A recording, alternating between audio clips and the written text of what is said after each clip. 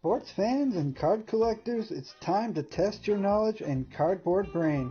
Before Adam puts this epic pickup away in the vault, aka the closet, I have two questions. How many clues will it take you? And are you ready to guess who? All right, so before I bring on our awesome guest for you today to give you the clues, I need to know one thing. Are you ready to guess who? So, as well, to add some extra fun to these episodes, I've decided to do the shout out after this awesome person gives you the clues. That way you can as well guess who they might be. So let me know down in the chats who you think the guest is of this episode too. But as well, afterwards, go and check out our awesome channel with a link down in the description of this video. Now, are you ready to guess who this awesome guest is, player? And for bonus points, let me know the exact card you think I might have picked up as well. And here are your clues. Clue number 1. He had 186 career home runs.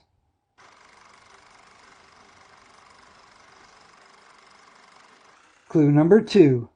This man was an outfielder.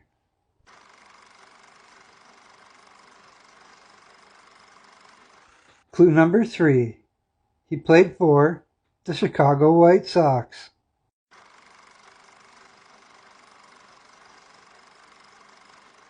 Clue number 4. He was inducted into the MLB Hall of Fame in 2022.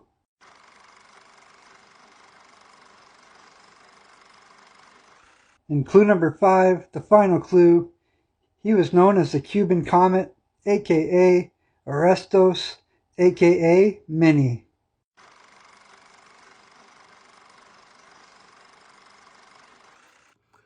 All right, so before we get into this epic card, I need to know, was you able to guess who our guest was today? The one who gave you the clues. Was you able to figure out who it was? Well, let me sit there and humbly introduce him to you. I cannot sit there and say enough high praise about this guy, except if I had to only pick maybe one person to ever chat with again in YouTube, it could possibly be him. That's how much he has meant to me and my channel, and I'm just blessed and honored to be able to call him a friend. I'm going to leave the link to his channel down below.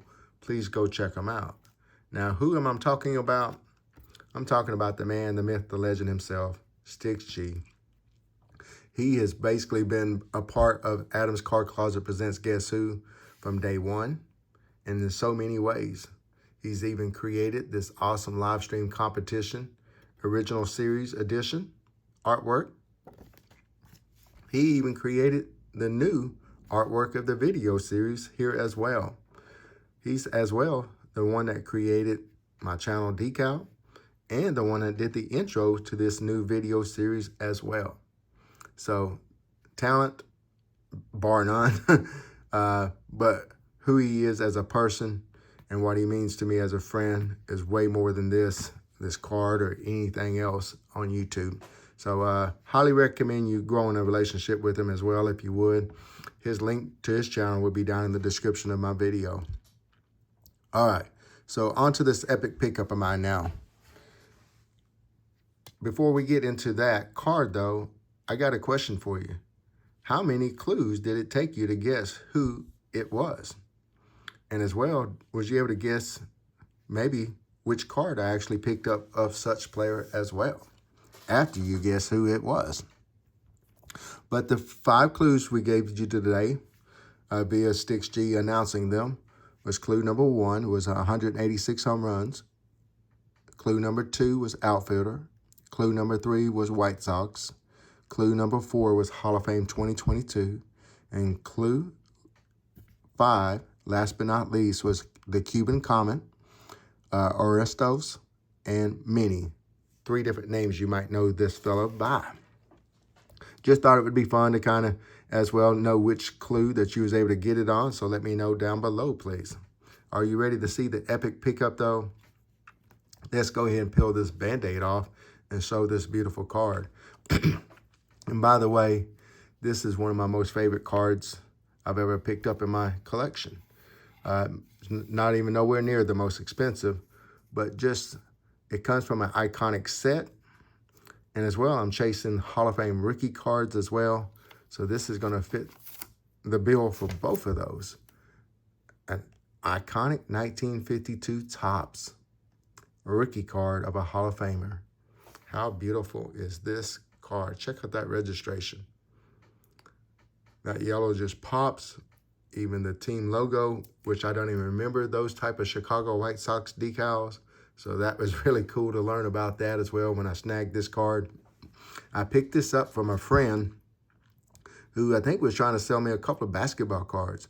Hey, man, I picked up a couple Kobe's, a couple of other Hall of Fame rookie cards, et cetera, et cetera, et cetera. But I already had those. I guess he didn't know that, but he told me he picked up a collection as well. So I said, hey, what else you got in there? And he showed me this beautiful card, plus another card that, quote, quote, might be on a future episode as well. But this definitely fits the bill of starting my series back up. I couldn't think of a better and cooler card to do it with other than an iconic card from an iconic set and a Hall of Fame rookie card to boot. Bam! But let's go ahead and share more about this card. It's a PSA 4. As I challenged the people when I showed off my Roberto Clemente rookie card in a 4, I challenge anybody to maybe find a more beautiful copy of a 4 of this card right here than this one here. We'll go ahead and flip over the back now. This card number 195, as you've seen on the front flip, but as you can see, the number on the back too. And what's really cool about the 52 Topps set is it has the whole full name. So I always really loved that, back in the day, seeing what their names were. But he was a White Sox player, most famous for, and lived, or should I say, was his home was in Havana, Cuba, and he was born on November the 29th of 23. And Montaza, Cuba. His eyes are brown. Let's see, height 5'10", 175 on the weight. Hair was black. Bats right and throws right. Shout out to all the Cuban PC collectors out there as well. I think the most famous one I know is A Collector's Dream, Mr. Orlando. So I was kind of thought of him as well when I was picking up this card. But I love this little bio of him right here as well. So I'll go ahead and kind of read the highlights of it. So in 1949, the Indians signed him. Guess what he did in game 1? Crack, hit a home run. All right, so, and he was as well, became a White Sox in 1951. And guess what he did in that very first game he did with them? Crack a home run. So in his first full season in the majors, he finished second in these stats right here, in American League batting and as well in runs. But check this out. He finished first in a couple as well. He finished first in stolen bases with 31 and in triples with 14. So, he was a little speedster back in the day and a pretty darn good hitter to boot. As well, he played for the New York Cubans. So I thought that was cool before he got signed into the major leagues. Kind of cool to know where they played previously before that. And of course, he's one of the pioneers of an integration of baseball as well. Becoming a player in 1949. All the teams still back then didn't even have African-American or Negro League players or Negro players in baseball. So that's really cool to learn that as well and get another piece of iconic history of the game. And as well, most of you, or some of you might not know, but most of you probably do, this is the first and only player to play in 5 different decades in the Major League Baseball history. And this cool, iconic, true value card, a lot of Mini Minoso collectors collect because it shows his whole complete playing day stats. And it shows that he played in 5 different decades. Started in 49 with Cleveland, 50, 60, 70s 1 year, and then 80 1 year. So that's really cool to see that card and all that history. And did you know he finished his career with the same batting average of Mickey Mantle, which was .298? Not trying to compare the players, but it's kind of cool to learn history and how they kind of compare. His batting and hitting was just as, on average, per se, as the great Mickey Mantle. But anyways, let me know any stories you have to share of Minnie Minoso that you have. Let me know any iconic pickups that you might have had here recently as well. Let me know what clues. Let me know if you was able to guess who my guest was. Don't forget to check out his channel as well. But take care, stay chipper, and we'll see you on the next video. Bye now.